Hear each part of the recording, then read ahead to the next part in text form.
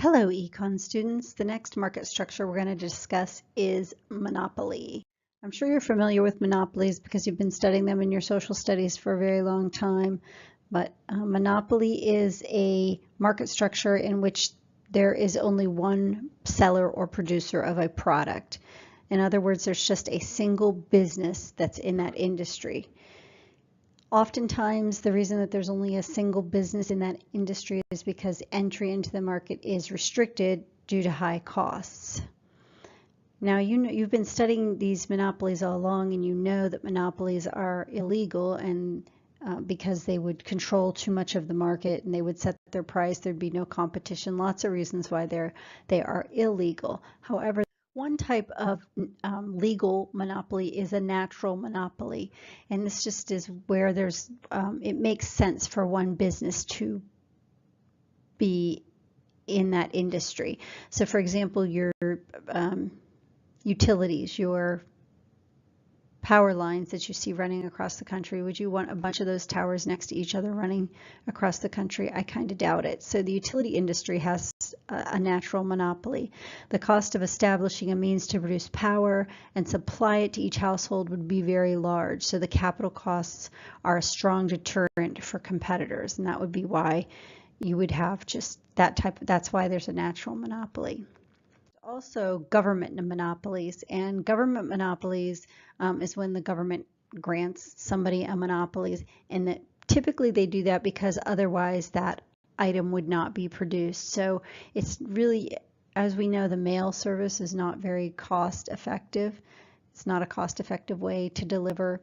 They're always running into issues with running in the red, so meaning they're not making any money. So the government subsidizes that industry and it's not profitable, and that's why the government provides the mail service. So there's government monopolies.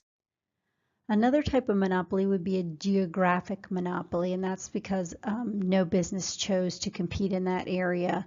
So for example, a convenience store out in the middle of nowhere, that is an example of a geographic monopoly. Or when you go to Disney, you can only rent their strollers. They have a geographic monopoly.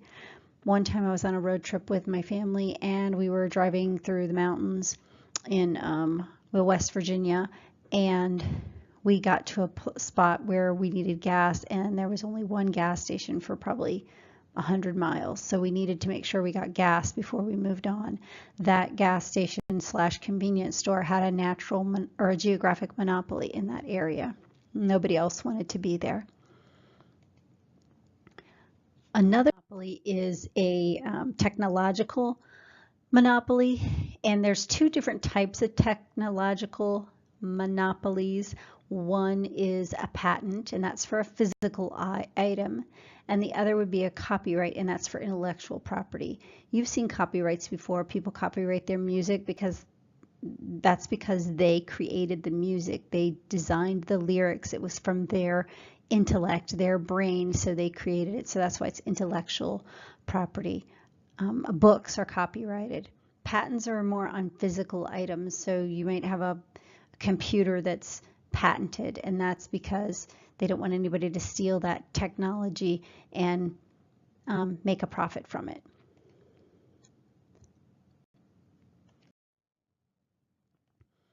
All right, so monopolies, and we're getting ready to talk about oligopolies.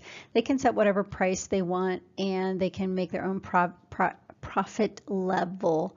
And since monopolies and oligopolies are capable of controlling the market by restricting the supply of goods and services, there was some antitrust legislation drawn up, and the first one of those was, I believe it was in 1890. I think I mentioned this the other day when we talked about business organizations, and that was the Sherman Antitrust Act.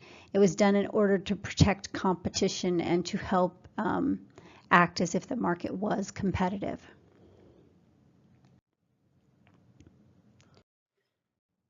All right, so now that we've talked about the characteristics of a monopoly, I would like you to complete this analysis of a monopoly.